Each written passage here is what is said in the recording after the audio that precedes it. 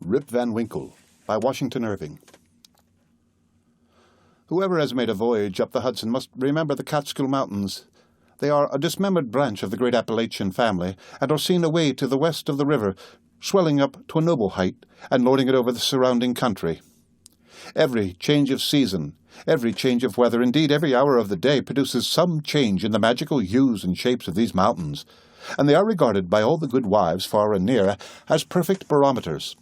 When the weather is fair and settled, they are clothed in blue and purple, and print their bold outlines on the clear evening sky.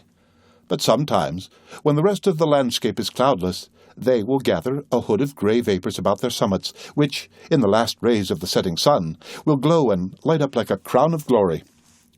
At the foot of these fairy mountains, the voyager may have descried the light smoke curling up from a village, whose shingle roofs gleam among the trees just where the blue tints of the upland melt away into the fresh green of the nearer landscape. It is a little village of great antiquity, having been founded by some of the Dutch colonists in the early times of the province, just about the beginning of the government of the good Peter Stuyvesant, may he rest in peace. And there were some of the houses of the original settlers standing within a few years, built of small yellow bricks brought from Holland, having latticed windows and gable fronts surmounted with weathercocks. In that same village, and in one of these very houses, which, to tell the precise truth, was sadly time-worn and weather-beaten, there lived many years since, while the country was yet a province of Great Britain, a simple, good-natured fellow of the name of Rip Van Winkle. He was a descendant of the Van Winkles who figured so gallantly in the chivalrous days of Peter Stuyvesant, and accompanied him to the siege of Fort Christina. He inherited, however, but little of the martial character of his ancestors. I have observed that he was a simple, good-natured man. He was, moreover, a kind neighbour, and an obedient, hen-pecked husband. Indeed, to the latter circumstance might be owing that meekness of spirit which gained him such universal popularity. For those men are most apt to be obsequious and conciliating abroad, who are under the discipline of shrews at home.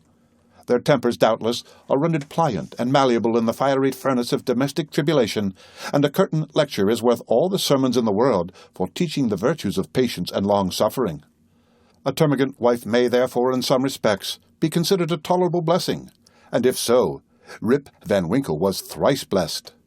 Certain it is that he was a great favourite among all the good wives of the village, who, as usual with the amiable sex, took his part in all family squabbles, and never failed, whenever they talked those matters over in their evening gossipings, to lay all the blame on Dame Van Winkle. The children of the village, too, would shout with joy whenever he approached.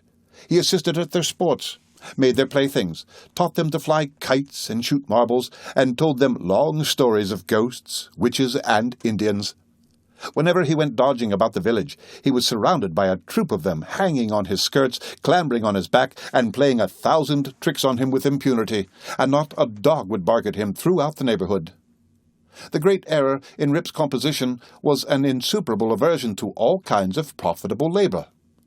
It could not be from the want of assiduity or perseverance, for he would sit on a wet rock, with a rod as long and heavy as a Tartar's lance, and fish all day without a murmur, even though he should not be encouraged by a single nibble. He would carry a fowling piece on his shoulder for hours together, trudging through woods and swamps and up hill and dale to shoot a few squirrels or wild pigeons. He would never refuse to assist a neighbour even in the roughest toil, and was a foremost man at all country frolics for husking Indian corn or building stone fences. The women of the village, too, used to employ him to run their errands, and to do such little odd jobs as their less obliging husbands would not do for them. In a word, Rip was ready to attend to anybody's business but his own. But as to doing family duty and keeping his farm in order, he found it impossible. In fact, he declared it was of no use to work on his farm. It was the most pestilent little piece of ground in the whole country. Everything about it went wrong, and would go wrong in spite of him. His fences were continually falling to pieces. His cow would either go astray or get among the cabbages. Weeds were sure to grow quicker in his fields than anywhere else. The rain always made a point of setting in just as he had some outdoor work to do, so that though his patrimonial estate had dwindled away under his management, acre by acre, until there was little more left than a mere patch of Indian corn and potatoes, yet it was the worst-conditioned farm in the neighbourhood. His children, too, were as ragged and wild as if they belonged to nobody. His son Rip, an urchin begotten in his own likeness, promised to inherit the habits with the old clothes of his father. He was generally seen trooping like a colt at his mother's heels, equipped in a pair of his father's cast-off galligaskins, which he had much ado to hold up with one hand, as a fine lady does her train in bad weather. Rip Van Winkle, however, was one of those happy mortals, of foolish, well-oiled dispositions, who take the world easy, eat white bread or brown, whichever can be got with least thought or trouble, and would rather starve on a penny than work for a pound. If left to himself, he would have whistled life away in perfect contentment, but his wife kept continually dinning in his ears about his idleness, his carelessness, and the ruin he was bringing on his family. Morning, noon, and night her tongue was incessantly going, and everything he said or did was sure to produce a torrent of household eloquence. Rip had but one way of replying to all lectures of the kind, and that, by frequent use, had grown into a habit. He shrugged his shoulders, shook his head, cast up his eyes, but said nothing. This, however, always provoked a fresh volley from his wife, so that he was fain to draw off his forces and to take to the outside of the house, the only side which, in truth, belongs to a hen-pecked husband. Rip's sole domestic adherent was his dog Wolf, who was as much hen-pecked as his master, for Dame Van Winkle regarded them as companions in idleness, and even looked upon Wolf with an evil eye, as the cause of his master's going so often astray. True it is, in all points of spirit befitting an honourable dog, he was as courageous an animal as ever scoured the woods, but what courage can withstand the ever-enduring and all-besetting terrors of a woman's tongue?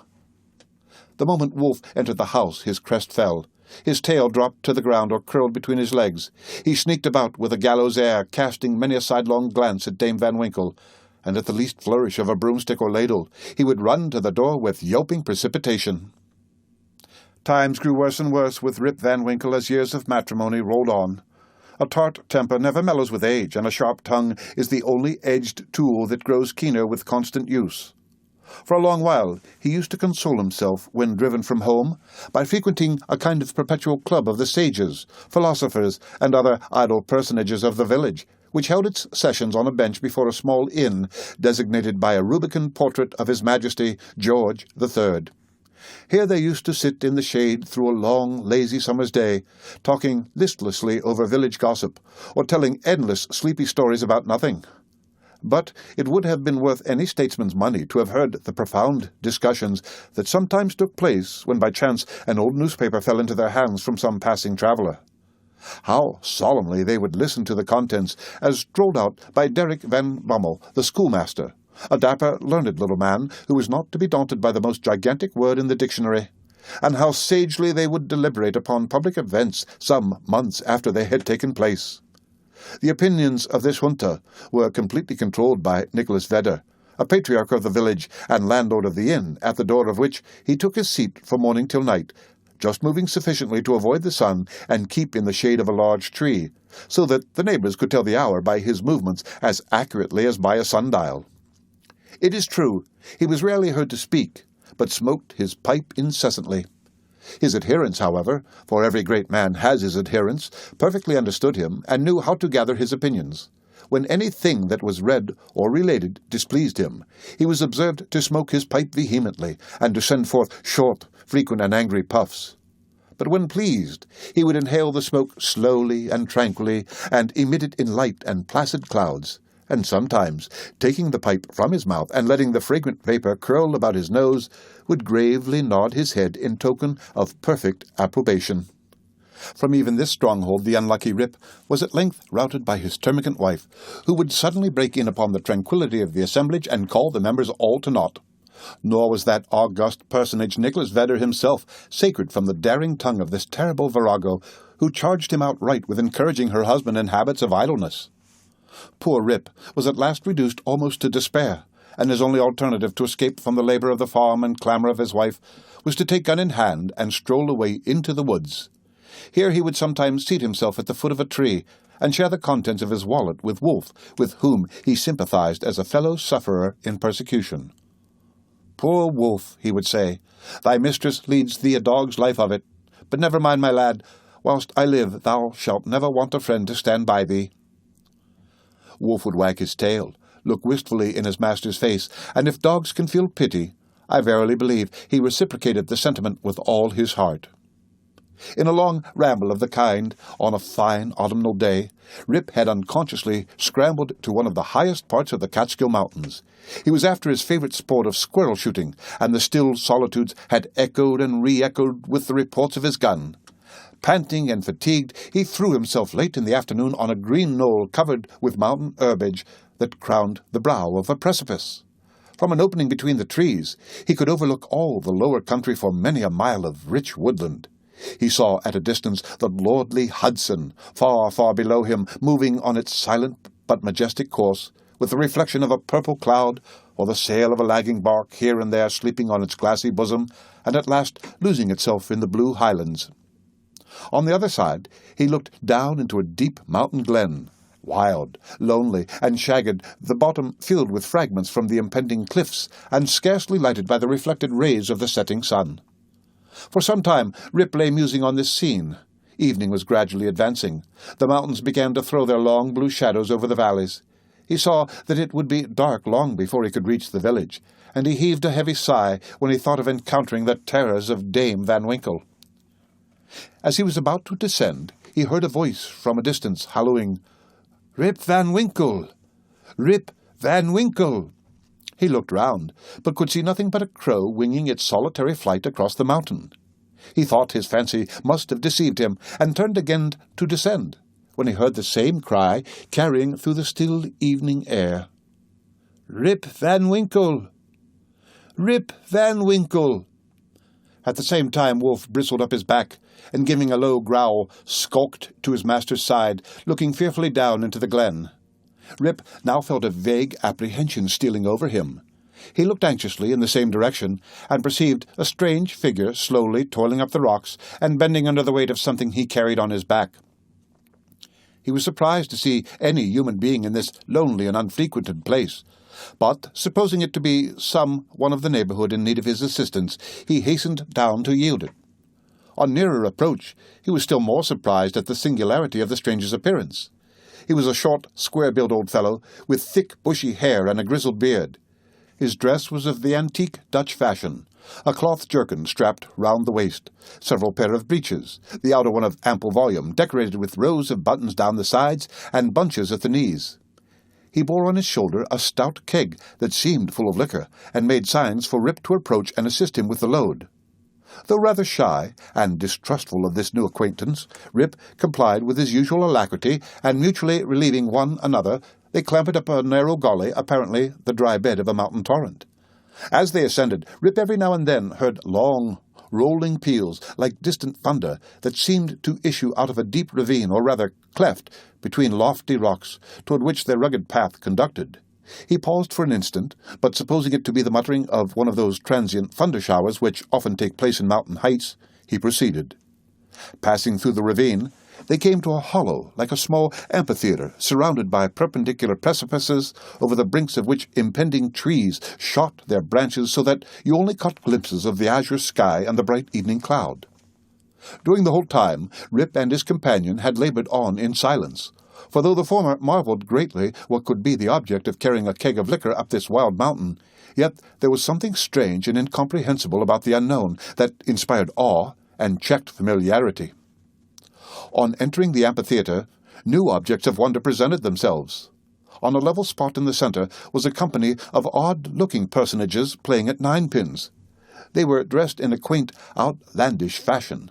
Some wore short doublets, others jerkins with long knives in their belts, and most of them had enormous breeches of similar style with that of the guides.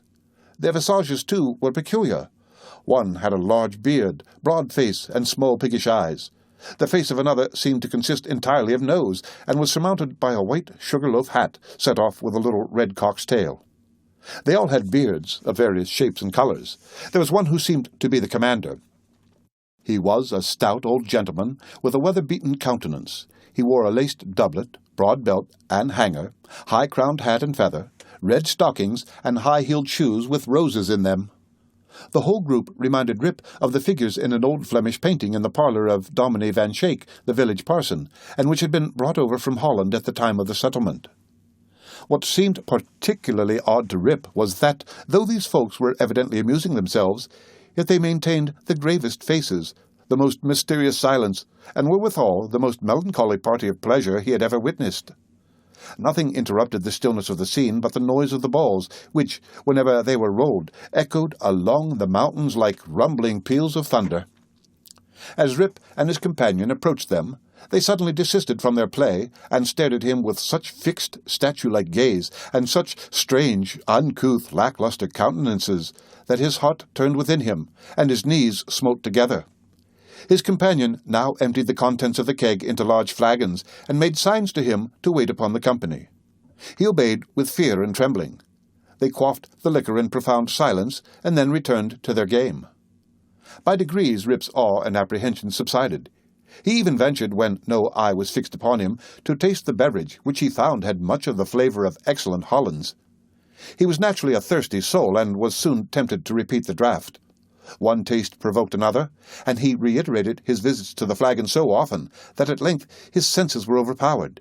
His eyes swam in his head gradually declined, and he fell into a deep sleep. On waking, he found himself on the green knoll whence he had first seen the old men of the glen. He rubbed his eyes. It was a bright, sunny morning. The birds were hopping and twittering among the bushes, and the eagle was wheeling aloft and breasting the pure mountain breeze. "Surely," thought Rip, "I have not slept here all night."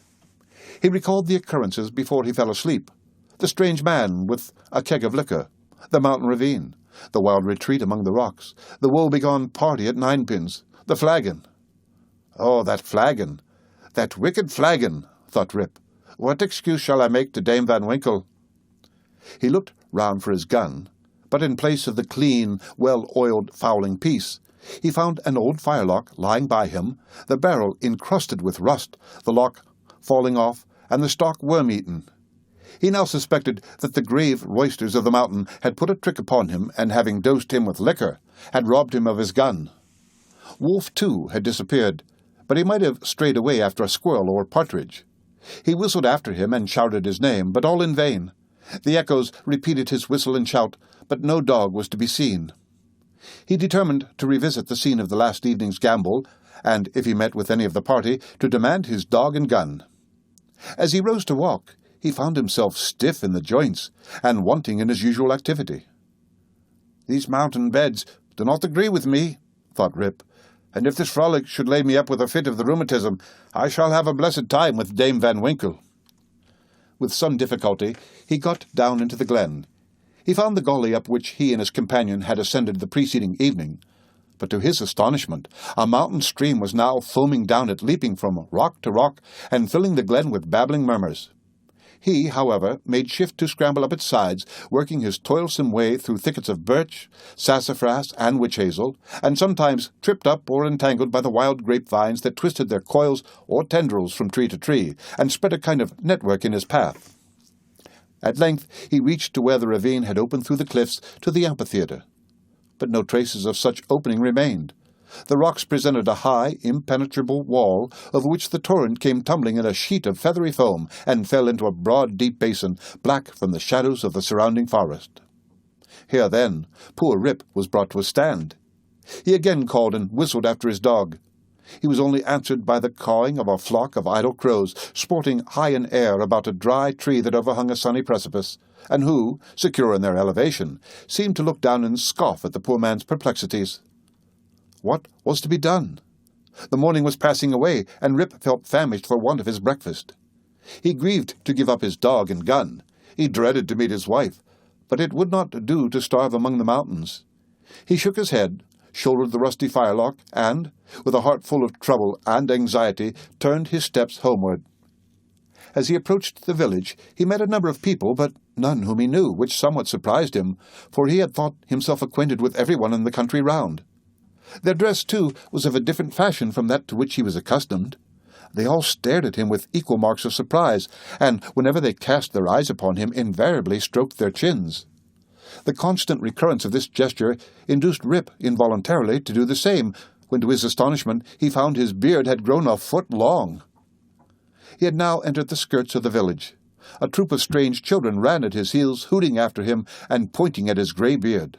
The dogs, too, not one of which he recognized for an old acquaintance, barked at him as he passed. The very village was altered. It was larger, and more populous. There were rows of houses which he had never seen before, and those which had been his familiar haunts had disappeared. Strange names were over the doors, strange faces at the windows. Everything was strange. His mind now misgave him. He began to doubt whether both he and the world around him were not bewitched. Surely this was his native village, which he had left but the day before. There stood the Catskill Mountains. There ran the silver Hudson at a distance.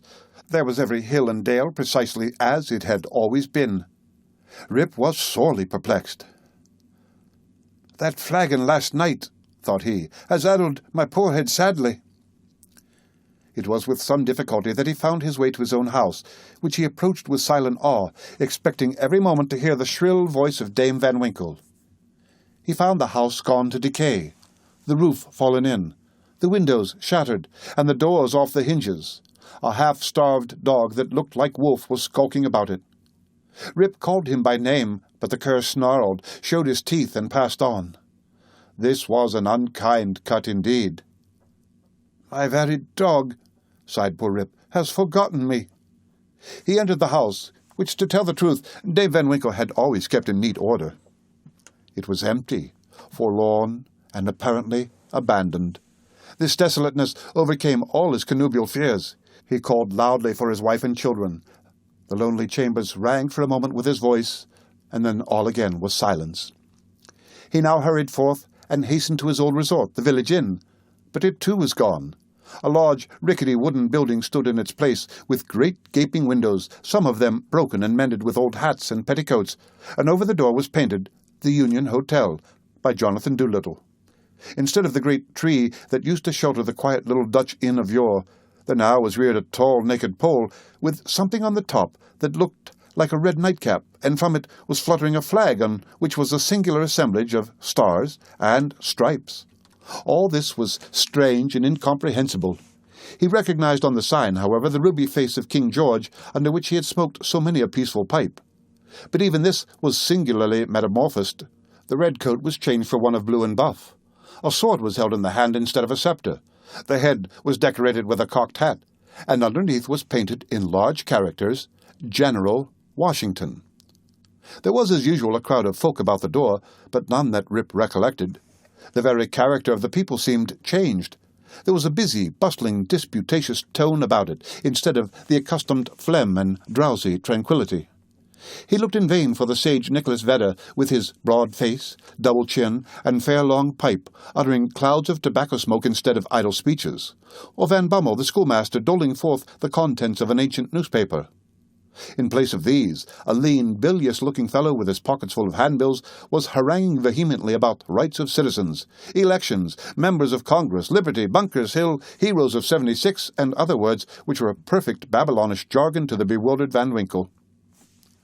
The appearance of Rip, with his long grizzled beard, his rusty fowling-piece, his uncouth dress, and an army of women and children at his heels, soon attracted the attention of the tavern politicians. They crowded around him, eyeing him from head to foot with great curiosity. The orator bustled up to him, and, drawing him partly aside, inquired on which side he voted. Rip stared in vacant stupidity. Another short but busy little fellow pulled him by the arm, and, rising on tiptoe, inquired in his ear whether he was Federal or Democrat. Rip was equally at a loss to comprehend the question, when a knowing, self-important old gentleman in a sharp, cocked hat made his way through the crowd, putting them to the right and left with his elbows as he passed, and planting himself before Van Winkle with one arm akimbo, the other resting on his cane, his keen eyes and sharp hat penetrating, as it were, into his very soul, demanded in an austere tone what brought him to the election with a gun on his shoulder and a mob at his heels, and whether he meant to breed a riot in the village. "Alas, gentlemen," cried Rip, somewhat dismayed, "I am a poor, quiet man, a native of the place and a loyal subject of the king, God bless him." Here a general shout burst from the bystanders. "A Tory, a Tory, a spy, a refugee, hustle him, away with him!" It was with great difficulty that the self-important man in the cocked hat restored order, and, having assumed a tenfold austerity of brow, demanded again of the unknown culprit what he came there for, and whom he was seeking. The poor man humbly assured him that he meant no harm, but merely came there in search of some of his neighbors who used to keep about the tavern. Well, who are they? Name them. Rip bethought himself a moment and inquired, Where's Nicholas Vedder? There was a silence for a little while, when an old man replied in a thin, piping voice, Nicholas Vedder? Why, he is dead and gone these 18 years. There was a wooden tombstone in the churchyard that used to tell all about him, but that's rotten and gone, too. Where's Brom Dutcher? Oh, he went off to the army in the beginning of the war. Some say he was killed at the storming of Stony Point. Others say he was drowned in a squall at the foot of Antony's Nose. I don't know. He never came back again. Where's Van Bummel, the schoolmaster? He went off to the wars, too, was a great militia general, and is now in Congress. Rip's heart died away at hearing of these sad changes in his home and friends, and finding himself thus alone in the world. Every answer puzzled him, too, by treating of such enormous lapses of times and of matters which he could not understand. War, Congress, Stony Point. He had no courage to ask after any more friends, but cried out in despair, Does nobody here know Rip Van Winkle? Oh, Rip Van Winkle, exclaimed 2 or 3. Oh, to be sure, that's Rip Van Winkle yonder, leaning against the tree. Rip looked, and beheld a precise counterpart of himself as he went up to the mountain, apparently as lazy and certainly as ragged. The poor fellow was now completely confounded. He doubted his own identity and whether he was himself or another man. In the midst of his bewilderment, the man in the cocked hat demanded who he was and what was his name. God knows, exclaimed he, at his wit's end. I'm not myself. I'm somebody else. That's me yonder. No, that's somebody else has got into my shoes. I was myself last night, but I fell asleep on the mountain, and they've changed my gun, and everything's changed, and I'm changed, and I can't tell what's my name or who I am. The bystanders began now to look at each other, nod, wink significantly, and tap their fingers against their foreheads. There was a whisper also about securing the gun and keeping the old fellow from doing mischief, at the very suggestion of which the self-important man in the cocked hat retired with some precipitation. At this critical moment, a fresh, comely woman pressed through the throng to get a peep at the grey-bearded man. She had a chubby child in her arms, which, frightened at his looks, began to cry. "Hush, Rip," cried she. "Hush, you little fool. The old man won't hurt you." The name of the child, the air of the mother, the tone of her voice, all awakened a train of recollections in his mind. "What is your name, my good woman?" asked he. "Judith Gardenier." "And your father's name?" "Ah, poor man. Rip Van Winkle was his name, but it's 20 years since he went away from home with his gun, and never has been heard of since. His dog came home without him, but whether he shot himself or was carried away by the Indians nobody can tell. I was then but a little girl." Rip had but one question more to ask, but he put it with a faltering voice. "Where's your mother?" "Oh, she too had died but a short time since. She broke a blood vessel in a fit of passion at a New England peddler." There was a drop of comfort, at least, in this intelligence. The honest man could contain himself no longer. He caught his daughter and her child in his arms. "I'm your father," cried he. "Young Rip Van Winkle once, old Rip Van Winkle now. Does nobody know poor Rip Van Winkle?" All stood amazed, until an old woman, tottering out from among the crowd, put her hand to her brow, and peering under it in his face for a moment, exclaimed, "Sure enough, it is Rip Van Winkle. It is himself. Welcome home again, old neighbour. Why, where have you been these 20 long years?" Rip's story was soon told, for the whole 20 years had been to him but as one night. The neighbours stared when they heard it. Some were seen to wink at each other and put their tongues in their cheeks, and the self-important man in the cocked hat, who, when the alarm was over, had returned to the field, screwed down the corners of his mouth and shook his head, upon which there was a general shaking of the head throughout the assemblage. It was determined, however, to take the opinion of old Peter Vanderdonk, who was seen slowly advancing up the road. He was a descendant of the historian of that name, who wrote one of the earliest accounts of the province, Peter was the most ancient inhabitant of the village, and well versed in all the wonderful events and traditions of the neighborhood. He recollected Rip at once, and corroborated his story in the most satisfactory manner.